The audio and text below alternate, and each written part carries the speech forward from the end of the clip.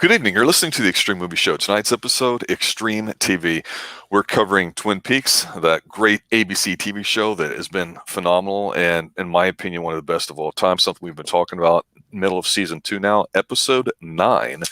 I'm your host, Rob, here along with Professor Pixel. Pixel, I got to say, this is one of the episodes that make or break, I think, a season sometimes.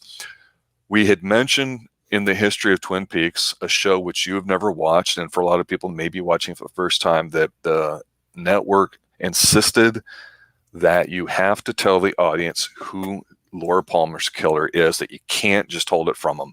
And this caused a lot of consternation and anguish with Mark Frost and Lynch himself, so much so that Lynch would be absent a lot of the season, but tie things up at the end, which when we get to, we'll discover.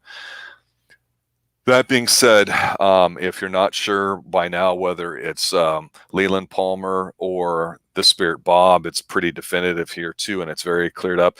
And in an episode of Pixel that I think is actually very strong, and it actually I think goes a little bit away from the template of what we've discussed most of season 2 for a Twin Peaks episode. There's very little yucks in there, but there's not a lot of different scenes that are advancing all the plot lines. Most of them are kept short and sweet, and the really big scenes that needed a lot of time to digest, they did in here. What's your initial take? Well, I have to agree that I feel like this episode is very strong. You're right. It doesn't advance a lot of the plots that we've been through. I think that, in fact,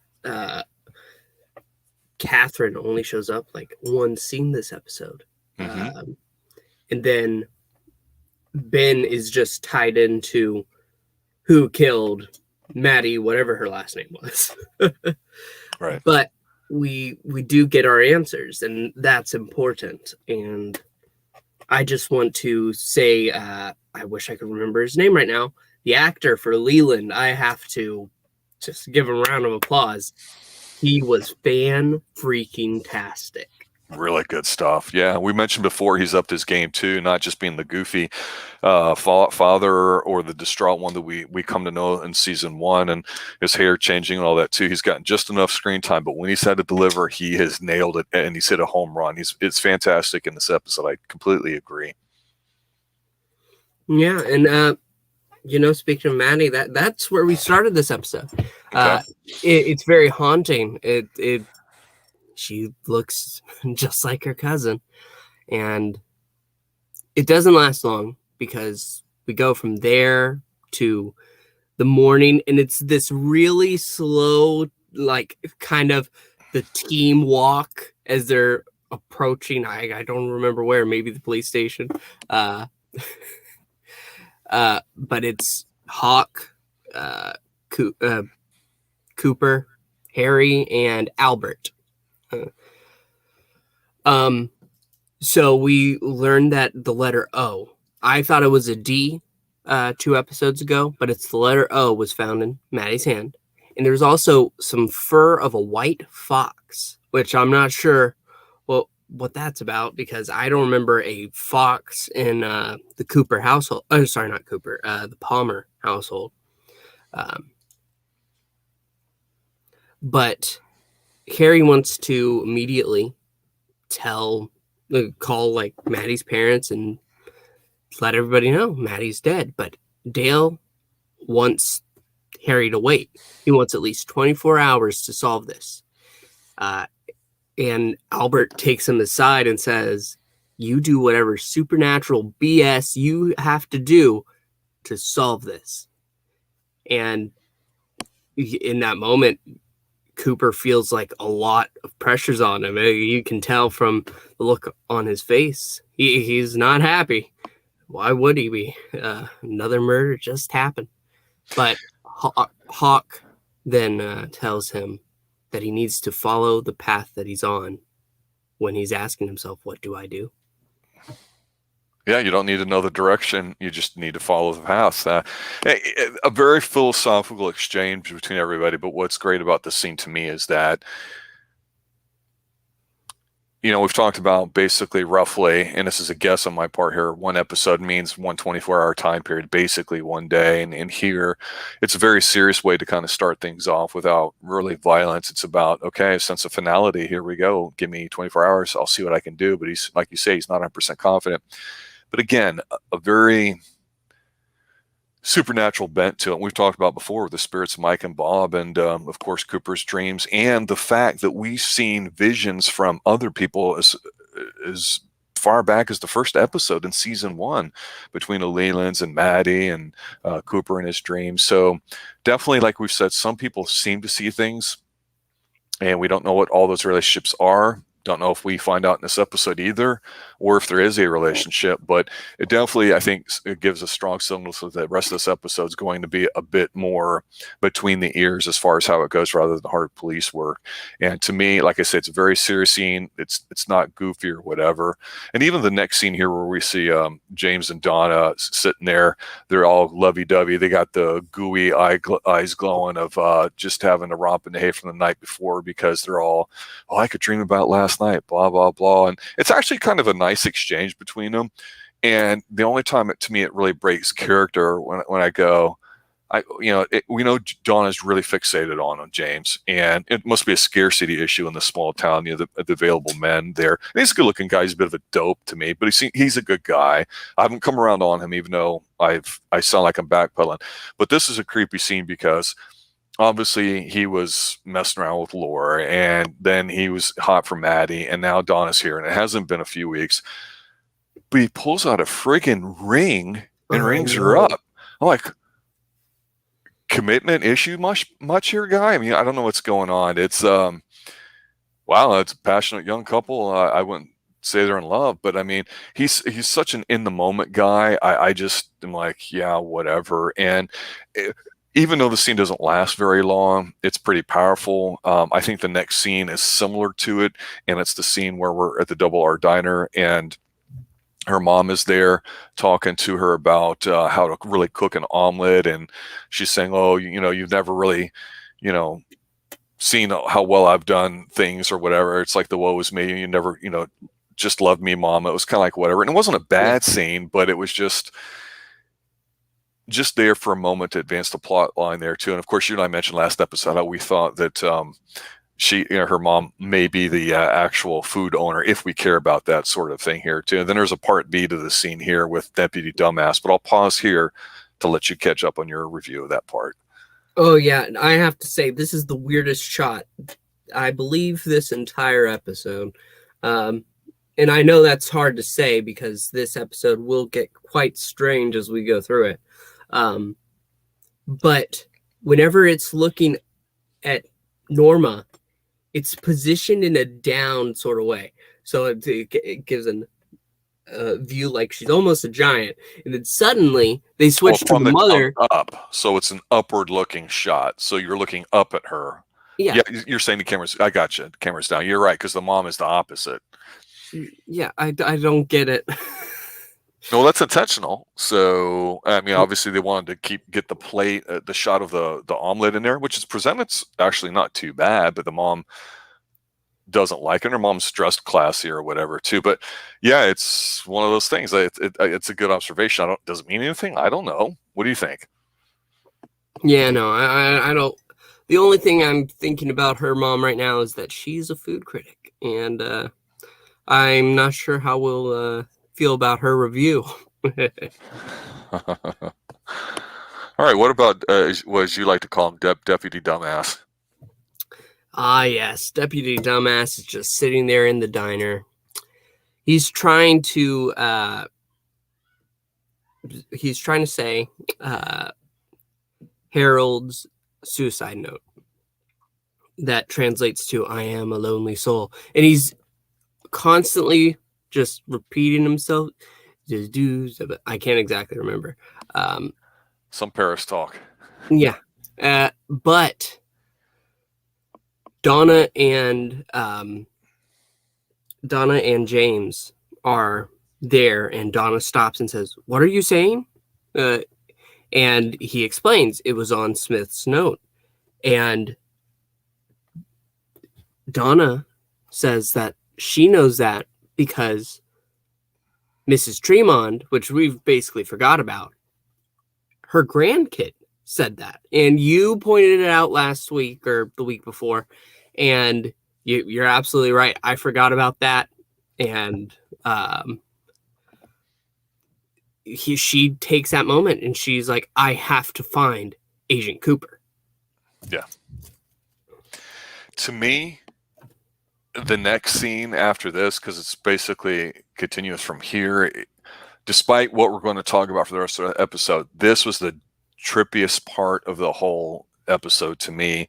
And it's not Deputy Dumbass there with this, was it blackberry or huckleberry pie? I thought it was blackberry pie that was their thing.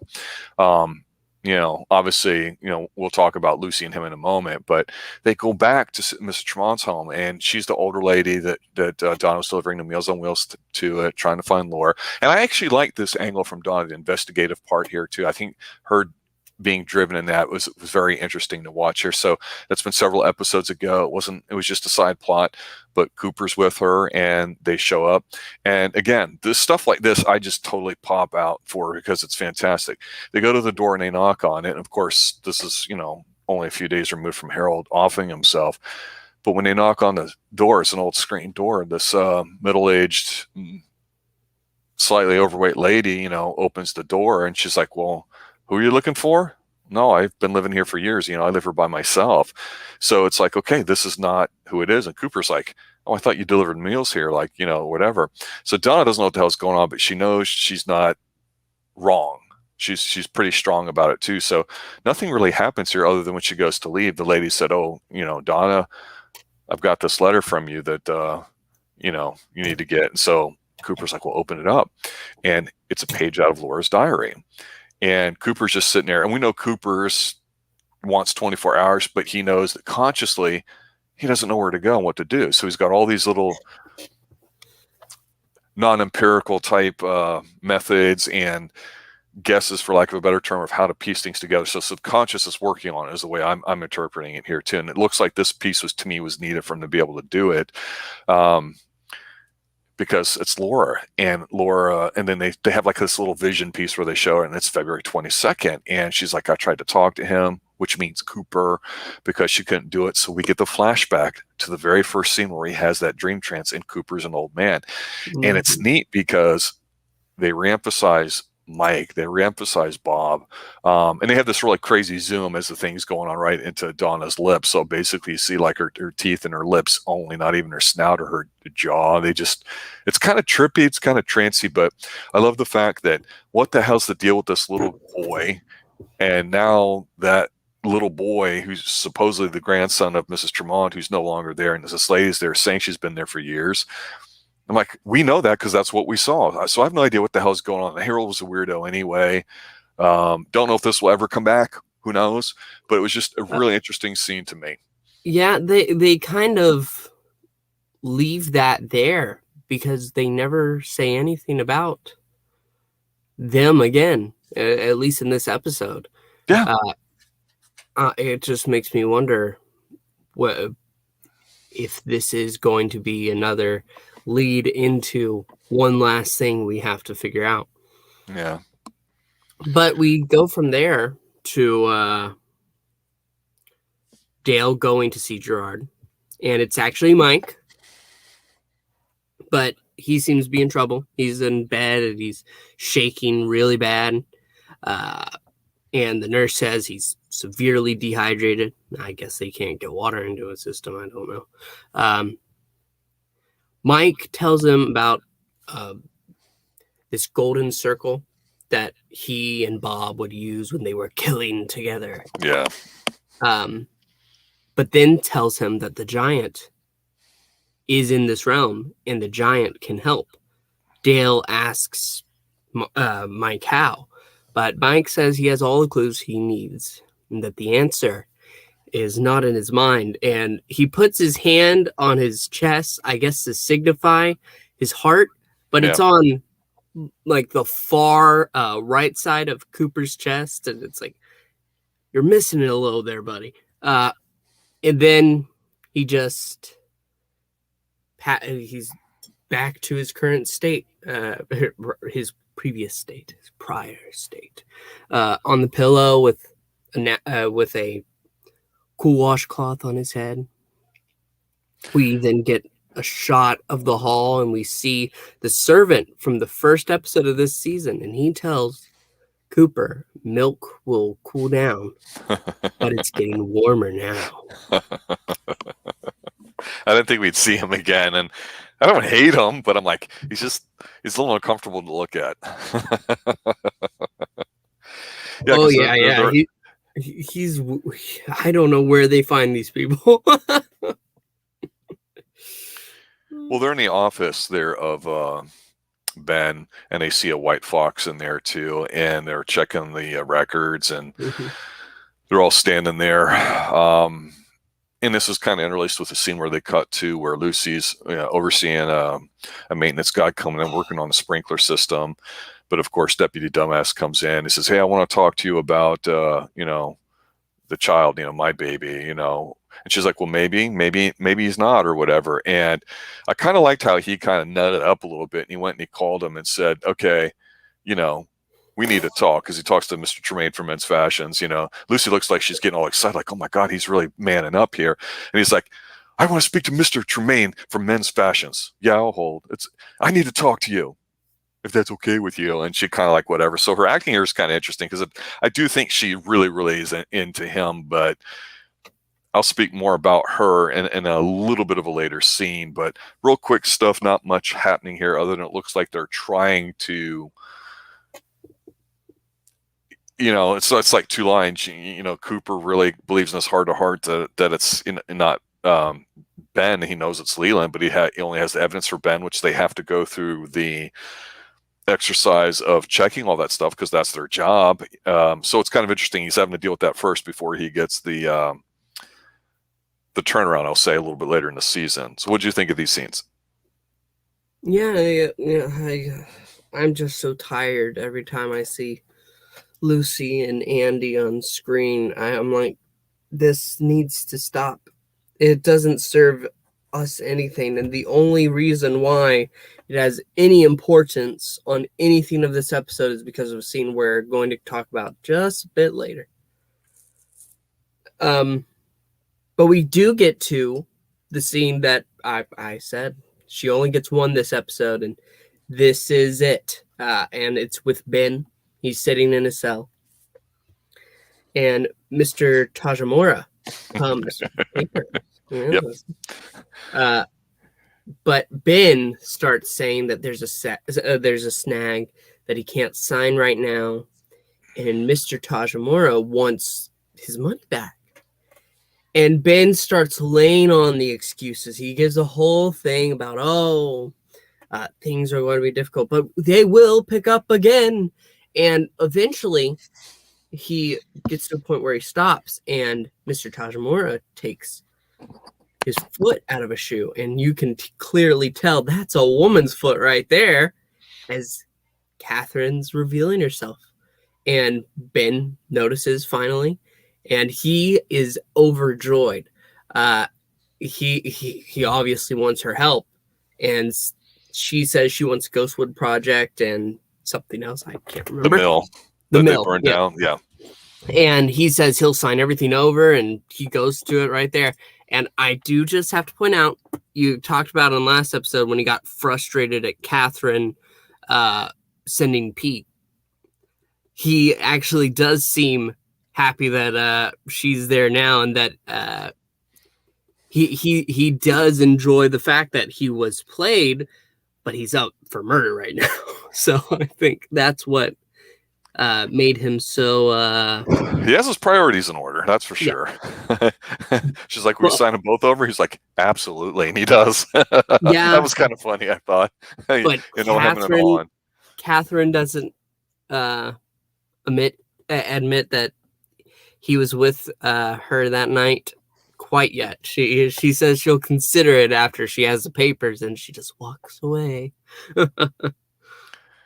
Yeah, like I say, a lot of these plot lines they're getting out of the way for a couple big scenes come up here too. But this next scene to me is done very well. It's, you mentioned before about Leland Palmer and the actor who played him, he's fantastic in the scene. I was starting to get upset because I'd forgotten about it at this point because I hated it so much. But Donna goes over and she's dropping off a tape of that horrible, wretched song that they sang with Maddie and James back in the day that you and I wanted to, just punch our fists through our monitors at or whatever. But she's like, hey, can you mail this to Maddie or whatever like that? But he gets kind of freaked out staring at her or whatever, and he recognizes the glasses she's wearing. She's like, oh yeah, Laura gave these to me. Oh, by the way, did you know Laura had a secret diary? Which it seemed a little forced to me, I guess, but they were just having a conversation. But Killer Bob's inhabiting his spirit. And there's this nice little exchange here because they cut away and then come back to the scene here where he's like, well, let me get you something to drink. Let's talk or whatever. And when he comes back, puts on this piece of music, starts dancing with her, but you can see him as Bob, and thunder's going off, and it looks like he's getting ready to whack her. But then Truman shows up at the door saying, hey, we need your help. Can't really say anything much, but it's about another murder. Let's go. And Donna just knows it's going to be Maddie. She just knows it. She can feel it in her heart. She doesn't want to admit it when she's with Leland, but we see her walking, down the roads to the woods, crying, and James comes up. And this is a very good scene. It's very powerful. It's done very well the way Donna emotes it, I think. And James actually isn't bad in this scene here too. But what I don't like about him is I don't care. He sounded like a punk, several episodes ago when Maddie was getting ready to leave, basically talking about how crappy the town is and this and that, and he should just go, or they should just go, or whatever. And he's like, this is no good. We just need to leave. And he just leaves her. He dumps her. He dumps Donna is what it feels like to me. Emotionally, it's like he's had enough, and he just storms off on his bike, and she's like, don't leave. And I'm like, dude, you had sweet relations with her the night before, apparently all through the night. You ring her up in the morning over coffee. Yeah, so it's a couple hours later. You guys probably haven't had lunch. You're probably going to have a nooner. And then you just get all upset and you run off like a little bitch. So I don't know, but this whole scene was phenomenal, though. I do think it was very good, even if I don't get what the hell he's doing. He just seems like an emo guy. I don't know. Yeah, he's a little bitch. I have to be honest. That's what he is. But I feel like we have to address just some of the moments in this scene prior with Donna and Leland, because after the secret diary, and it seems like, I think Donna turns around for a second. It looks like Leland is going for her. You have this warped sound that plays woo as he's approaching, but a call stops him, and that strikes her suspicions about Maddie, because it seems Maddie never made it home. And when Leland tries to comfort her and the music, and then grabs her, Donna doesn't say anything because, well, Cooper's right there, or not Cooper, sorry, Truman, and pulls him along. But you're absolutely right. James is acting like an asshole in this next scene. He's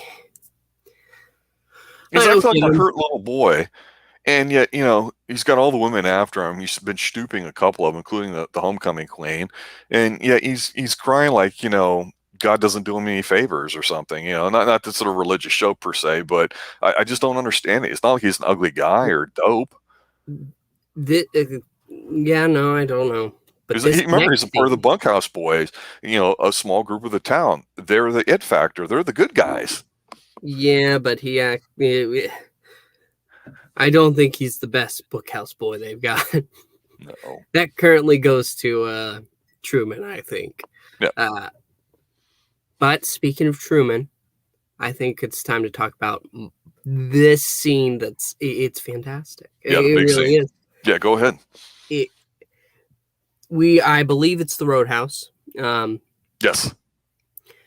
Ben is waiting in a booth, and we see Leland being dragged in by, or not dragged, led in by Truman, and Cooper's there. Ed ends up walking in, and Dale says, we need to clear the tables. And so they move them out of the way. Leo is pushed in by Hawk, and then Bobby takes over. Didn't expect Bobby to be here, I'll Bobby's admit. back. And You're forgetting somebody. They get him to his side, and Dale explains that he believes the killer is in this room, and says that, for a lack of a better term, that they need magic to solve this. He's done about everything. Albert actually makes a comment at that moment saying, "This is going well." Dale says that someone there is missing. And that's when Major Briggs ends up walking in with the old man from the lodge. You know, the one that serves warm milk. Yep. And apparently Major Briggs says he was on the side of the road and was looking for a ride and asked if I could take him here. I don't think it's him who offers the gum. No, it is. No, it's the waiter. Yeah, the waiter. Well, if that's what you mean, yeah. Yeah, he offers the gum, and Leland says, "This was my favorite gum as a kid."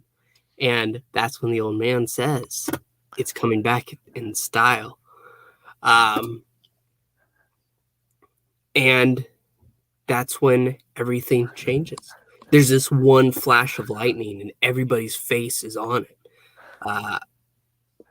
And in that one split second, it feels like it goes on for a while because we see everybody, and that's when things just go batshit crazy. But it's great because that's when Dale hears that Laura said that in her dream that night that her father killed her. And that's when the giant returns the ring to him, and it's like floating there and then drops. He picks it up. And Dale says that they need to take Ben to the station. And Leland needs to come along as his attorney. And that's where we see my photo right here. Cooper gives a thumbs up to the waiter right there. To me, a very powerful scene. Obviously, when we're talking about Mike and Bob, spirits of a material world for you police fans, and one of them's a killer, one of them's not. And we don't, like I said before, we don't really know what the rules are. And there was a hint of spirituality with Hawk discussing many episodes ago about dark stuff in the woods. You know, it's one of those pastoral callbacks to nature that, you know, we don't know everything. Everything's not scientific per se. It's interesting because with the whole thing is they show what's going on in Cooper's head when they replay the dream for people that missed it. So you get the quirky images, and then the ring seemingly out of nowhere, you know, like you say, falls to the ground, which that stretches credibility a bit. And so I'm left wondering at the scene if everybody else just sat there while Cooper is in a daze, but then all of a sudden, how did he get his ring? So I will say that kind of broke my ability to suspend my disbelief in it. Not that it's a bad scene, but it really calls into question quite strongly, since we're talking about killer spirits possessing human vessels here, how this is going to play out. And if I go all bullshit, but I will say up to this point, it seems like they've been very consistent so far with what they're doing. And while some things are a little weird, I didn't quite know or felt like I understood why everybody had to be there, other than we know it's going to be Leland. And this confirms it to me from 2 episodes ago, because kind of in the next scene, before we get to the final scene, they take him into custody and the storm is brewing. There's a lot of tree scenes in this episode too, a lot of nature stuff, which I like, and a few different shots, like when Donna was running away from Leland here a little while ago. But they're there with Ben and everybody, and they basically have them go first into this room that they call the interrogation room, but then they just lock Leland in there, who totally goes batshit crazy, and they're trying to figure out, okay, if it's him, how do we charge him? Because spirits, we need to get a confession out of him too. And the spirit possessing Leland Palmer goes through all this thing, and he even equates to the fact that what happened with Cooper, I think it was in Pittsburgh, that was hinted out way back a while ago from his boss, that he was there. It's implied as a part of it. And I'm like, oh, Cooper, he's fucking with you, but he knows something. Maybe he was there, or maybe the spirits in the material world communicate. But I agree with you. Very, very strong episode or scene there, that in this episode, they let it play out. It's not quite over because the only other scene that they really do after that is, Tremaine comes in with Lucy, and Lucy seems to take charge because she's got the two gentlemen in the room, and she says, okay, this is what's going to happen. There's a blood test to determine the type of the father, and I want complete cooperation out of both of you. And, of course, Tremaine's, he's the men's fashions guy. He's got the cigarette holder and all this kind of stuff. And we know that we saw earlier maintenance guy adjusting the fire sprinkler thresholds in there too, and he mentioned there too, yeah, we don't want to get these too loose or too tight, got to get them just right, otherwise they'll go off really quick, which will be important here in a moment. I didn't care necessarily about Lucy when I first watched the show 30 years ago and this whole subplot, because Deputy Dumbass seems to be a solid kind of nice guy, and they seem like they had a cute chemistry, and we can see even where men's fashion guy Tremaine is pumping and dumping her, and it's just a casual thing, which is what she wanted. That's fine. But this whole I'm in charge of the baby and you guys are going to do what I say, it may seem, I guess by today's standards, very empowering, but I'm just not liking it at all. So I'm just glad that the scene didn't last too long. Yeah, and Lucy in that moment sabotages, well, the next scene here, because in that moment, Dick is there, he pulls out a cigarette, asks if Andy has a light, and Andy looks like an idiot there for a moment as he's, oh, okay, let me look. No, and Dick had a light all along. Yeah, it's a total dick move. And it's a, I'm in charge of you, sort of thing. As a guy, I mean, we totally get it as guys that's something that would happen. We're like, Andy, just slug the guy, damn it. Yeah, but I just want Andy to find somebody else other than Lucy. But then we cut to Dale. We see the smoke going into the smoke detector, but we cut to Dale. And Dale, in that moment, he explains everything, all the connections, Robertson, everything that we've pretty much seen thus far. Yep. But then we hear Leland say words that I believe we've heard before. In fact, I think we heard them from Mike in the dream state. Then Fire Walk with Me comes up again. Yes. And that's when the detector goes off. Water's going around, and Cooper instantly runs to Leland's door and calls for Harry. Harry comes back, and we see that Leland, Bob makes a rush for the door, hits it, and that's when Cooper and Harry enter, and we see Leland on the floor, and it's him. It's Leland, and he remembers everything. He starts explaining how they wanted Laura. They made him kill her, and they worries me, because if it was just Bob, then it'd be, oh, okay, well, we understand. But there's a they. That implies that there's far more. Maybe Mike is still involved, but I'm not sure. Leland, he's been used for all the killings, even the one that we never saw that's connected to this. Yep. And you just feel bad for Leland in this moment, because he's remembering all that his body has done. Dale tries to comfort him in that moment, seeing his state, and says to walk towards the light. And we hear Leland say that Laura's there, and she's so beautiful. She's basically like an angel. And then he dies. And that's when those sprinklers finally stop. Yeah, I mean, a couple of real obvious things here. It's not that the sprinklers are going off. It's like a flood in there. I mean, they're gushing. And of course, it's symbolic of, the storm that was going on outside. And you definitely get some flashes where you see not just the face, but, what Bob looks like with that old Levi's denim jacket, which I had one of those. Those were really popular, 70s, 80s, even 90s a little bit. And he just looks like a menacing guy. I mean, great casting on that part too, even though that kind of happened off the cuff from behind the scenes if you look into that.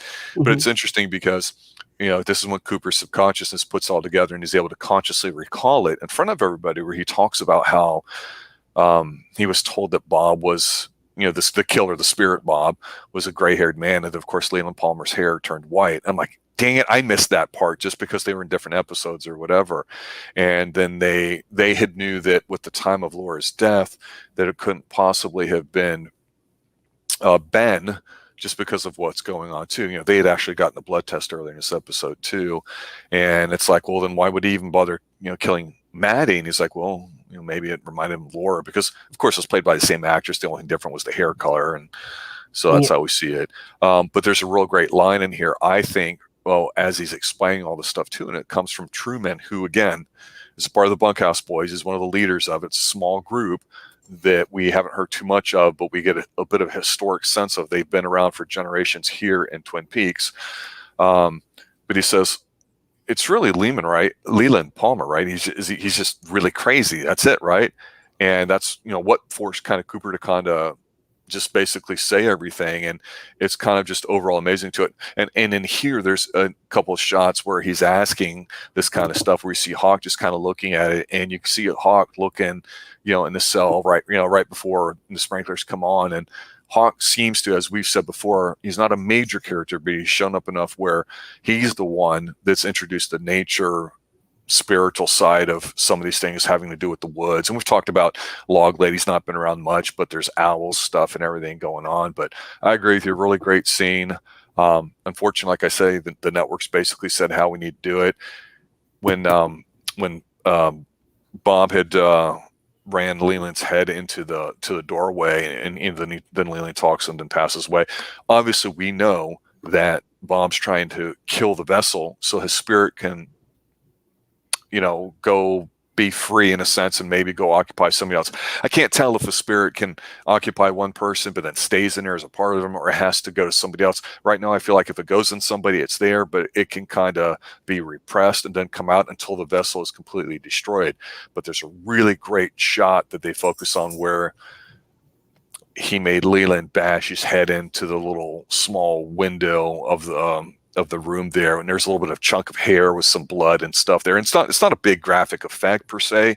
It's not gory by today's standards of CGI, but it's effective enough where you're like, oh, that's brutal, it's disgusting. And I thought it was done really well, because at the end of the scene, you're right, he sees the light. That may be a religious reference to some people, which we have not really seen some of them up to this point, at least so some of them that are so blatant. But the storm kind of subsides. They're all walking outside. Sun is shining a little bit, and they're all just kind of like overwhelmed by what happened. And they all take a moment and talk about it. You get Major Briggs there, and he's like, "Gentlemen, there's more in heaven and earth than what science here can explain." And not everybody seems to be on the same page, and they're not talking a lot. Even the FBI jerk guy doesn't really say too much in this episode here. So the fact that he's not his normal self in here, especially if you watch everything to this point, you go, wow, that's really different to him. Truman doesn't even say too much. And Truman's pretty chill dude or whatever, but he asked the important question. Well, wait a minute, if because really it seems like the murder is wrapped up, because they did get a confession, but he did die in custody. We'll see what happens there. But he's asking what we would as a normal human being, that hey, if it doesn't matter what we call this Bob spirit thing, whatever like that, but if he got away, where is he? Which is the obvious thing that we're going to have to probably pay attention to, because the ending of the episode is what I always call predator vision, flying around through stuff, and then you see an owl looks like flying right towards you. End of episode. So kind of an interesting way, I think, to finish up in episode 2, with the finality of the killer and the whole spirit with Bob and him allegedly being released now. It starts off strong, the episode ends very strong. I think this is a very strong episode start to finish. Not that others have been horrible, but fantastic way to kind of finish it up there. How do you feel about that? No, this was a fantastic episode. Actually, somebody I was watching it with said that this feels like if they ended right here, that would be a solid season finale. Maybe even in this case, a series finale, but it gives you all the answers that you need. You understand exactly what happens. Huge moments happen. And I feel like there are some unanswered questions, but I'm wondering where exactly we go from here. And I'm a little concerned. I know that people dropped off on this season pretty much after this point. Yep. So what happens now? That's all I'm left with. Yeah, it's one of the strongest episodes of the season. It really feels very familiar with Twin Peaks without the goofy quirkiness stuff to it. Even the side stuff there too, it develops enough where even if you don't care about some of the plots, it gets its just due without being thrown in your face or being made to feel like it's I don't know, not necessarily important, because you go, well, damn it, for the first season and now halfway here through the second season, does anybody really care what the hell's going on with the mill or Josie Packer or Catherine or whatever? Is it just a side plot? Is it somehow going to factor into this whole Donna thing? Is it going to factor in something bigger? Because that's where this is going. It's not about who killed Laura Palmer. It's about the people of Twin Peaks, and we've been starting to get a little bit of history of it. Where things are different these days, we've covered season 1 of, say, Haven here on the Xtreme Movie Show when we first started doing some TV things. And we talked about the world building that goes on a lot of things, and how the longer you watch Haven, the more you see how there's some meta arcs and how they connect. And by the time you get done with season 1, you go, oh, I'm thinking about this show differently than I did the first few episodes. And I think with Twin Peaks, before all this world building that everybody seems to want to do rather than focus on characters, I think they started off the right way. They got you emotionally invested in something from the get-go. Laura's dead body wrapped in plastic within the first 5 minutes. They introduced a lot of main characters, several side characters, and some of them came and went. But they moved along at their own individual pace. Not all of them went 100 miles an hour. Some did, some haven't. We still haven't seen some characters, some that were around for a while are not with us anymore. But it's been patient, and I've enjoyed that. So I can still say that I'm emotionally invested into where certain things go, some more than others.